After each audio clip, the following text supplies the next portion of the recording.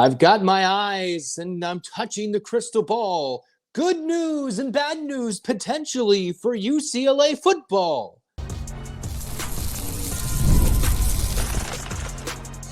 You are Locked On UCLA, your daily podcast on the UCLA Bruins. Part of the Locked On Podcast Network, your team every day. Welcome, everybody, to this edition of the Locked On UCLA podcast. I'm your host, Zach Anderson-Yoxsimer. Thanks for making this show your first listen each and every day. It's free wherever you get your podcast, and it's available on YouTube. Like, comment, subscribe, download. Thanks for your support. This episode is brought to you by Game Time. Download the Game Time app, create an account, and use the code LOCKEDONCollege for $20 off your first purchase. Terms apply. Where we're rocking and rolling, speaking about purchasing, that's where we're heading. UCLA recruiting, it's about to take a little bit of a hit, a big hit actually, and maybe might actually gain some. I've already talked about a couple of these names, and now let's get right to it. Epi Sitanilei, I might be butchering the name. He's a St. John Bosco product. He is arguably UCLA's top-ranked recruit. Depending on the ranking systems, it's between him and Man Iamaleava. Well, regardless of whether you're using the Rivals, On3, 24/7 Sports, anything, right? Yes, any sort of ranking system, it's not looking like Sitanilei, who is UCLA's, we'll just say it right now, top-ranked recruit committed to UCLA's class of 25 recruiting for this upcoming year. He has now been crystal balled as a hard commit to UCLA, crystal balled to flip prior to signing day to Ohio State. All right, I've seen that from 24/7 Sports, On3, Rivals, all inklings. The crystal ball has come in. So it's not officially happened as of the recording of this podcast, but now all the leading experts are coming in and saying, yeah, UCLA, you're going to take a hit. He's what? I think I saw like the top three, one of the third best edge rushing commits in the country, and he's right there in UCLA's backyard, plays for one of the top teams in the country at the high school prep level. They just lost to Mater Dei in their Southern Section final. So he's going against good competition again and again.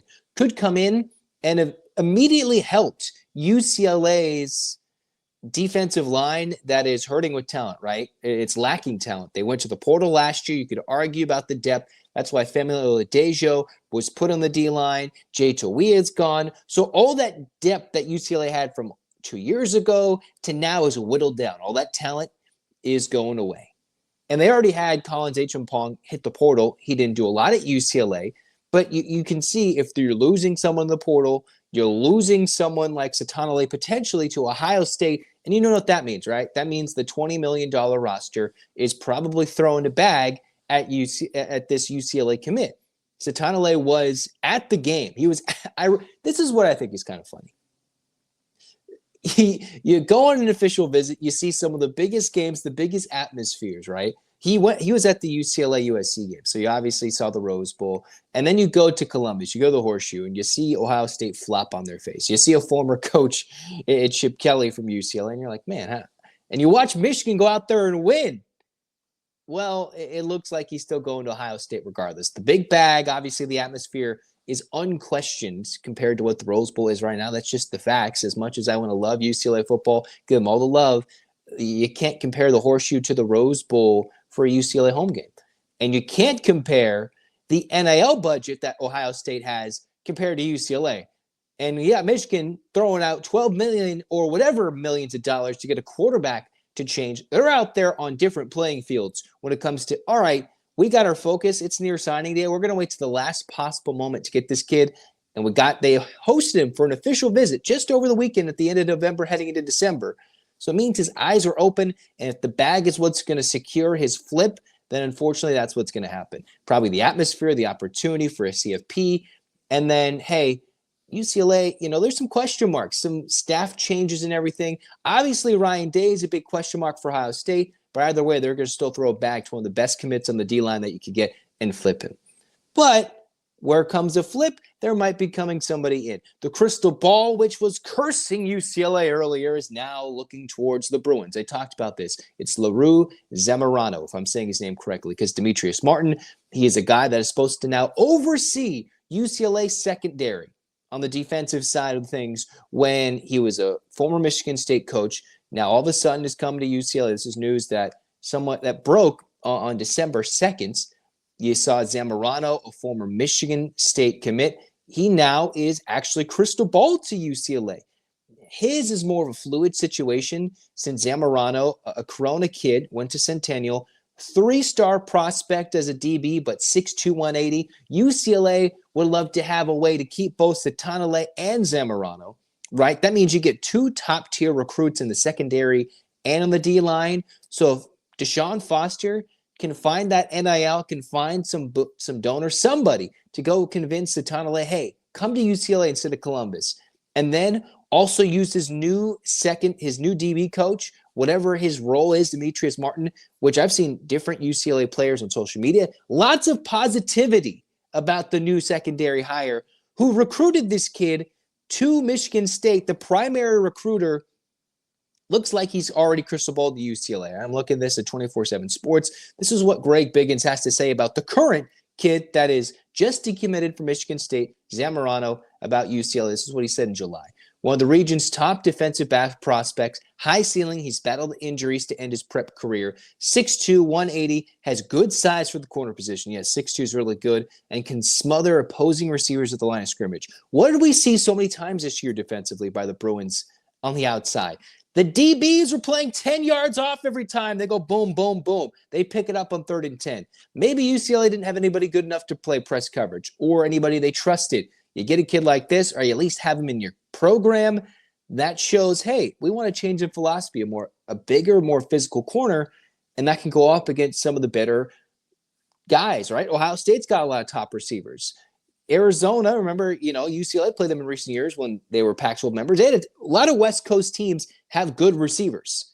And whether in the Big Ten, former Pac-12 rivals, anything, if you're going to have to defend on the outside, you want a good, bigger corner. And what Greg Biggins also has to say, Zamorano has the size to match up with bigger receivers and one's well enough to make plays down the field. Fluid in moment and his ability to play and press, and even some safety if needed. So versatile player, high power forward prospect with the ability to be a multi-year starter and the talent to play on Sundays as well. So that's a kid UCLA can have coming in right as they're on the verge of about to lose their top commit. So some good news, some bad news, and then here's the medium. Here's my little fun. This is not a crystal ball at the moment. This is just something, hey, let's throw this out there. I've seen other people suggest this as well. Luke Baklenko, a guy from Stanford. He started in various moments in the last 2 years in the Troy Taylor-led program for Stanford. He's played 16 games, 5 as a true freshman, I believe 11 this most recent season. Put his name in the portal, 3-star high school recruit out of Oaks Christian in the 23 class. He was a top 60 overall recruit in the state of California, which makes him pretty good. He's a big body, 6'6", over 300 pounds. So unless Stanford, with their new general manager in Andrew Luck, goes out there and is throwing bags at a kid like Baklenko, this is obviously a good fit for UCLA because, hey, they got a lot of openings on the offensive line. They're trying to upgrade. And if they find this kid to be quality, he's certainly got the grades you would expect, and he would have the opportunity for UCLA. Look at that situation. Hey, I could play right away. If it's a system that fits his liking, if it fits the opportunity, and you want a place to play right away, still in the state of California with a high academic standard, you're going to travel just as much playing on the West Coast anyways, right? Whether you go to UCLA, SC, Oregon, Washington, or any of the other ACC, whatever schools, right? You're going to have to play all across the country. I don't think he's going Mountain West. So Luke Baklenko, look up the name. Not sure if he has any star rating at the moment when it comes to, hey, maybe he has an opportunity for something. I don't know. But this is a guy with 2 years of eligibility. He could come in and become a significant part of UCLA's incoming transfer class for this year. A big offensive lineman, played 2 years at Stanford, 16 games total, a lot this year. I think would be an interesting fit for UCLA. Some bad, some good, and a unique fit. Now let's take the next segment and look at what's UCLA got in-house that could possibly handle the solution to the problem that TJ Harden, with him transferring out and officially heading to the portal, has caused. They got a lot of options. Who are they? We'll talk about it next on Locked On UCLA.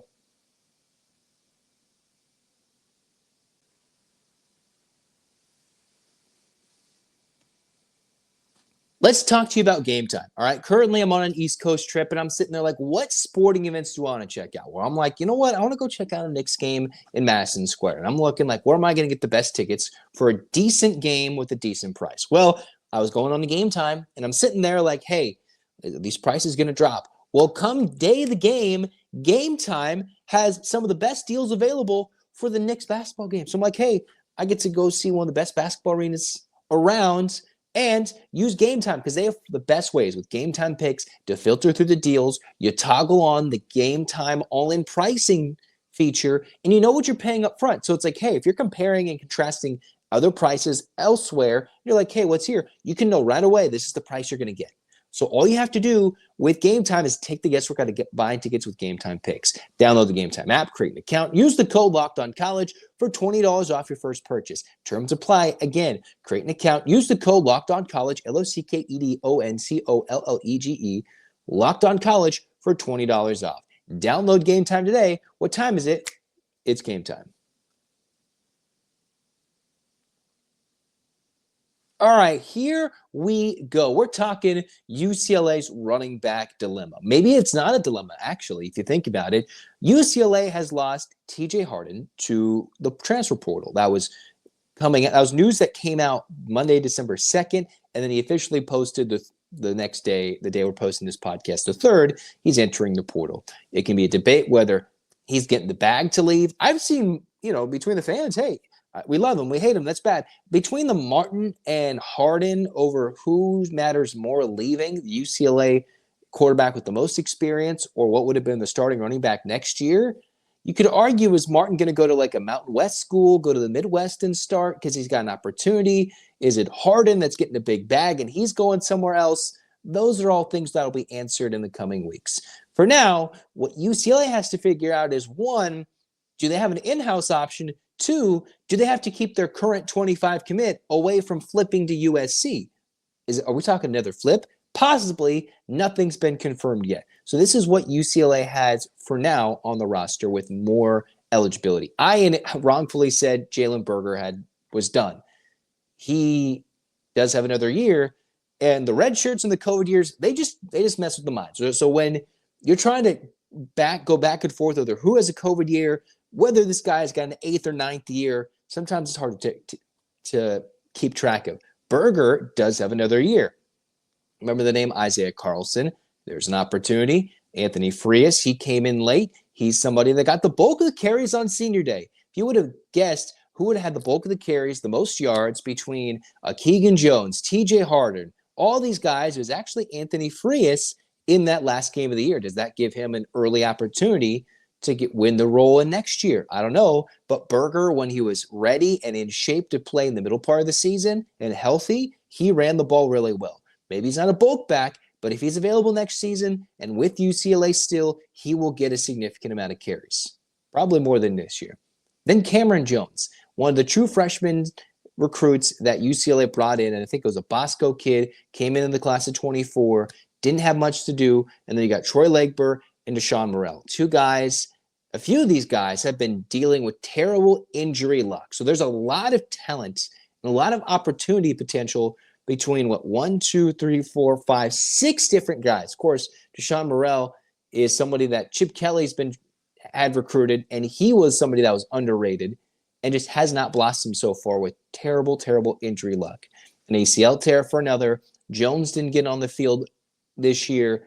And then maybe arguably the most important piece to the UCLA running back room is not there. The 25 commit to UCLA, Carson Cox, who is getting heavily recruited by USC right now.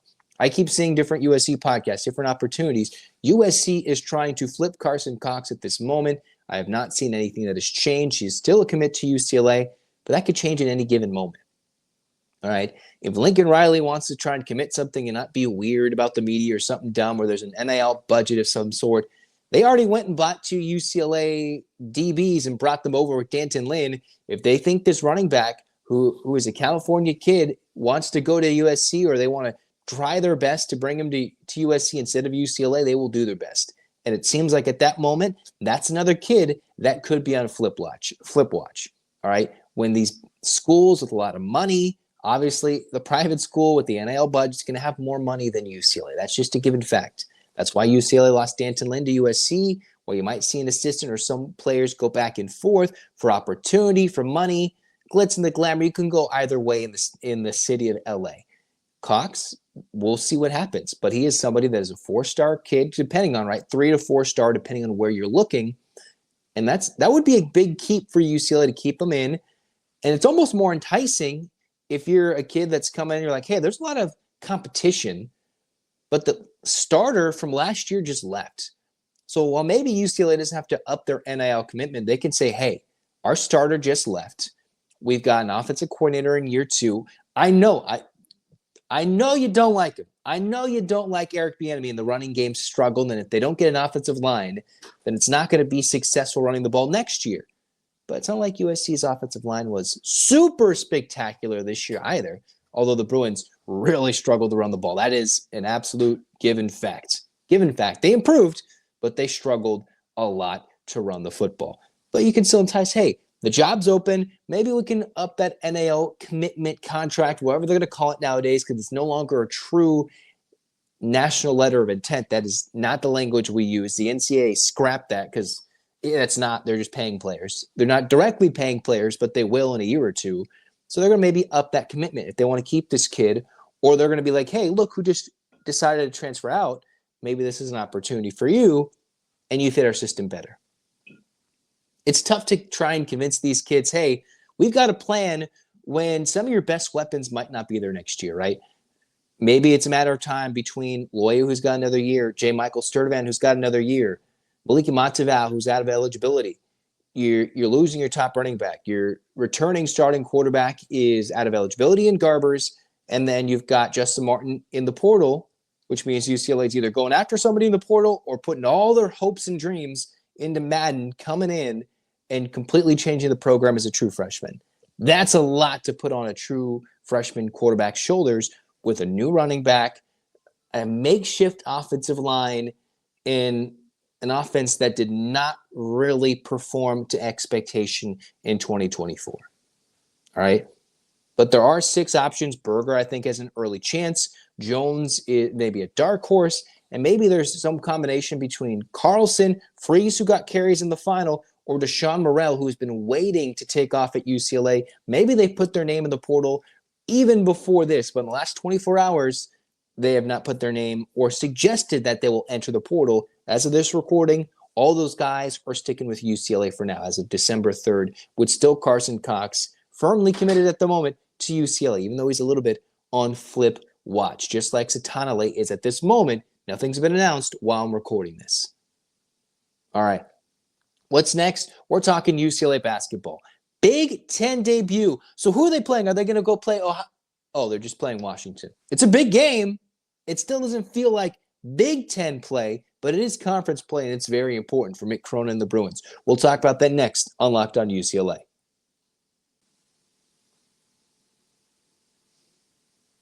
Get ready to take on the action in FanDuel. And with FanDuel, America's #1 sportsbook, right now, new customers, you bet $5 and you can get $150 in bonus bets if you win that first $5 bet. Here's the big bet today, right? We're leaning into this UCLA-Washington matchup. First Big Ten meeting for both schools. The Bruins are 11.5-point favorites at home versus Pauley Pavilion. I have been very convinced that UCLA has the size advantage and can do what they want with the Huskies. So I think that's a sneaky big spread for UCLA playing somebody that probably is more talented than they played in recent times.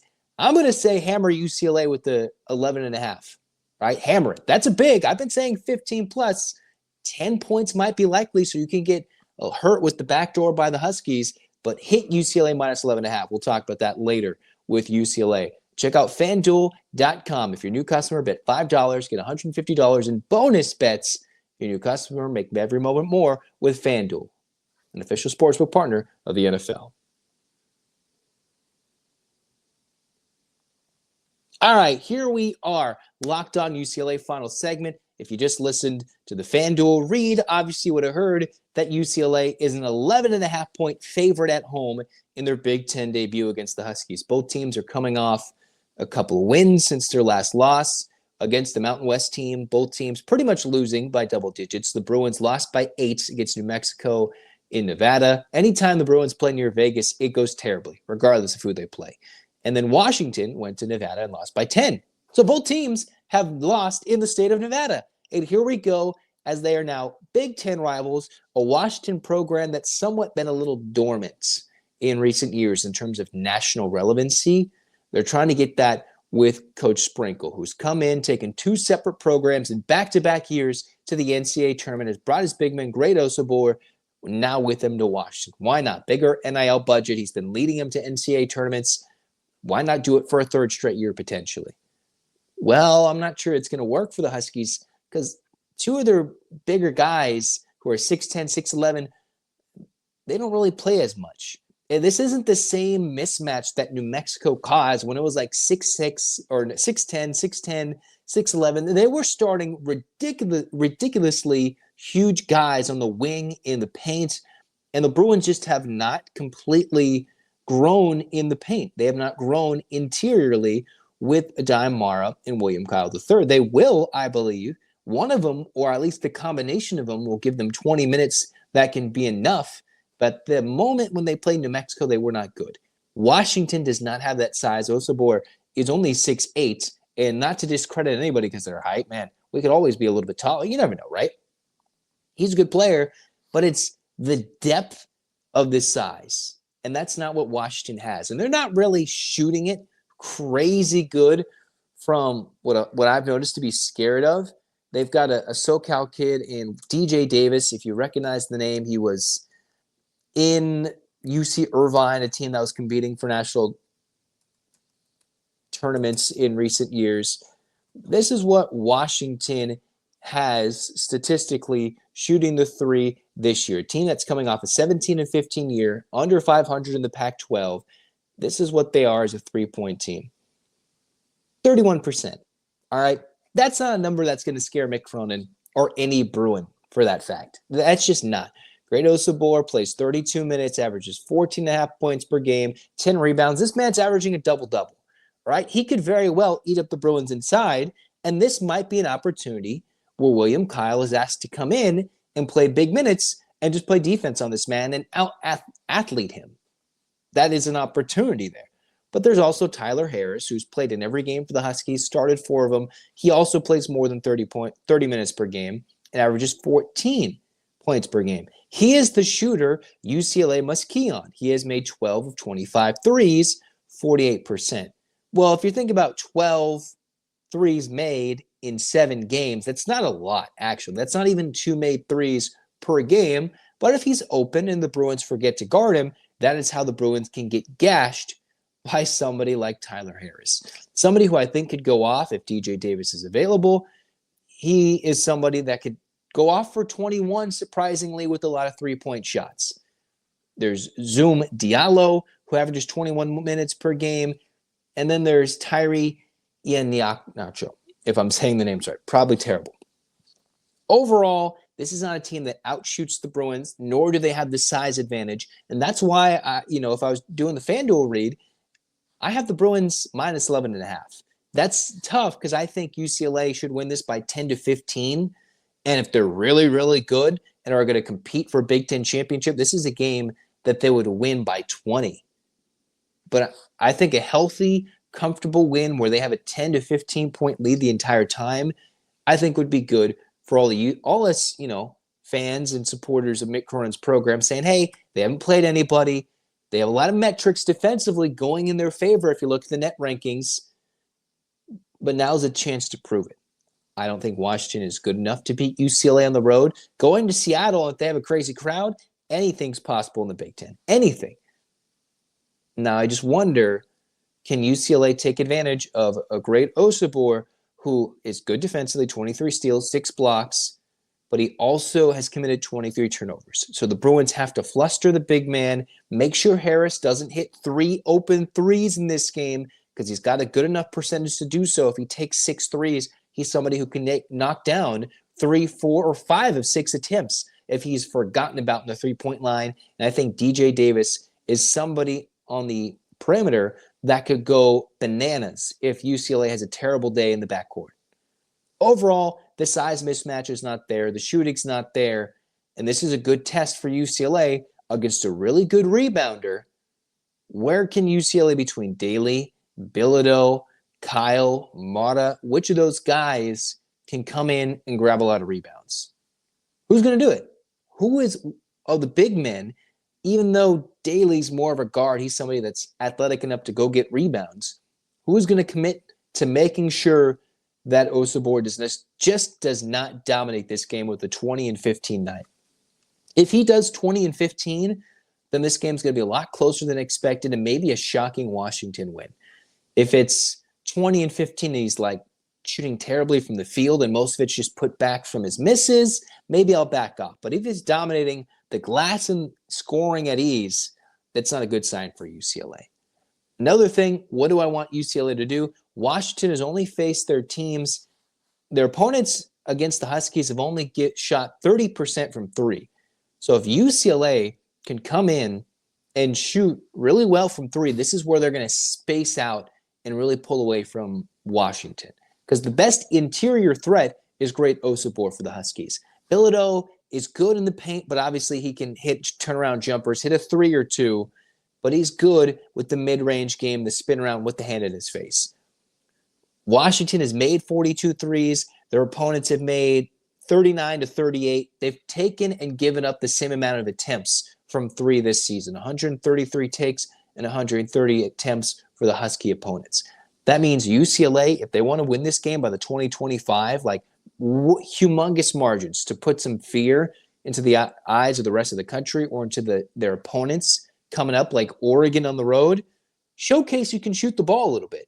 The stats don't show that they've been successful against Washington, but if UCLA wants to come in, and this would be a good game for Sky Clark to showcase, hey, anybody can go off on a given night.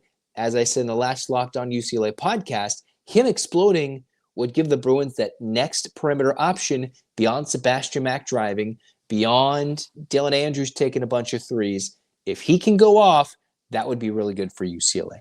I think they can win this game by more than 11.5. I'm taking UCLA, obviously, to win, but we'll learn a lot about this team. We will learn absolutely a lot about this team tonight and in their next game at Oregon. But until then, we'll talk about UCLA basketball, I think, after the game when they play Washington. We'll talk all the crazy recruiting news, the flips to and from UCLA, in addition to the portaling news, because we are portaling, not caroling. Who will come to UCLA? I don't know. Let's go with an A clap, and here we go. All right. And 1, 2, 3, 4, 5, 6, 7, 8. UCLA. UCLA. Fight, fight, fight. This has been Locked On UCLA. Download, like, comment, subscribe. Thanks for your support. This has been Locked On UCLA. Zach signing off. Go Bruins.